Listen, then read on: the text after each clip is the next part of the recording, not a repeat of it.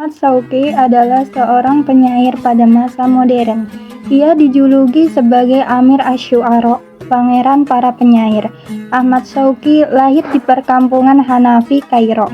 Mengenai kelahiran Ahmad Shauqi, terdapat ikhtilaf, seperti Shauqi Daif yang berpendapat bahwa Ahmad Shauqi lahir pada tahun 1869 Masehi, sedangkan menurut Ahmad Ath-Thailah pada 12 Oktober 1868 Masehi. Nama lengkap Ahmad Shauqi adalah Ahmad Shauqi Ali bin Ahmad Shauqi. Ayahnya berasal dari Circassia, ibunya masih keturunan Yunani. Shauqi sudah mengenal pendidikan sejak usia 4 tahun dengan menempuh pendidikan di Kutab dari seorang syekh yang bernama Solha. Ia juga menghafal puisi-puisi dari para penyair terkenal sampai di luar kepala. Pada tahun 1885 Masehi, Ahmad Shauqi melanjutkan pendidikannya ke sekolah hukum. Ia masuk jurusan tarjemah yang baru berdiri 2 tahun pada saat itu. Pada tahun 1887, ia menyelesaikan studinya di jurusan tarjemah dan ia dikirim ke Prancis oleh Taufik Pasha untuk mendalami hukum dan kesusastraan. Di Prancis, Shauqi mulai bergelut dengan dunia teater. Ia juga menyempatkan dirinya untuk mempelajari sastra Prancis selama 4 bulan, sebelum ia kembali dari negara asalnya Mesir. Sekembalinya di Mesir, ia diangkat menjadi pemimpin departemen terjemah oleh Abu Helmi Pasha selama 20 tahun. Pada tahun 1894, Shauqi diutus untuk mewakili pemerintahan Mesir menghadiri Kongres Orientalis di Genewa, Swiss. Ia juga berkunjung ke Belgia. Kunjungan kedua negara itu semakin memperkaya dirinya dalam pengetahuan dan peradaban Eropa. Pada Perang Dunia I, ketika Inggris menduduki Mesir, Shauqi dianggap penjajah sebagai orang yang sangat berbahaya, sehingga ia diasingkan di Spanyol. Setelah pengasingan itu, ia kembali ke negeri asalnya dan mulai menyenandung puisi-puisi kerakyatan. Dirinya menyuarakan kebebasan dan kemerdekaan. Ahmad Shauqi meninggal pada 13 Oktober 1932 Masehi.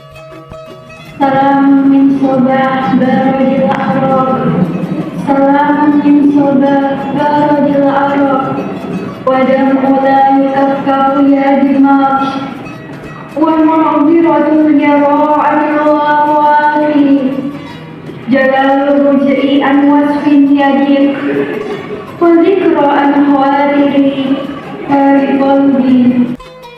Puisi tadi merupakan salah satu karya dari Ahmad Shauqi yang di dalamnya penuh cinta dan duka untuk kota Damaskus. Puisi ini ditulis setelah tragedi pengeboman Damaskus oleh Prancis pada tahun 1925. Secara kebahasaan, puisi ini menampilkan keindahan bahasa Arab klasik dengan metafora yang begitu indah. Di dalam puisi ini, penyair menggambarkan kota Damaskus seperti taman, sungai. Dan puisi ini juga menceritakan kedukaan yang dialami warga Damaskus akibat peperangan, yang mana penyair membalut puisi kedukaan dengan gaya bahasa yang begitu indah. Puisi Salamun min Sobah Barodil Arab mempunyai ritma yang begitu khas, dengan diakhiri huruf qaf. Sedangkan secara kebudayaannya, puisi ini merupakan simbol solidaritas dunia Arab terhadap penderitaan Damaskus sekaligus kritik terhadap kolonialisme. Adapun karya Ahmad Shauqi diantaranya Al-Shauqiyat, Majnun Laila, Fisabili Hilal Al-Ahmar, Ihtilafu An-Nahari wa Al-Laili Yunfi, dan masih banyak lagi.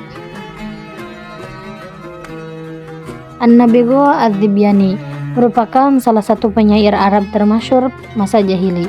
Ia hidup pada masa Fatrah sekitar tahun 535 sampai 604 Masehi dan berasal dari kabilah Zubyan yang terletak di dekat kota Makkah.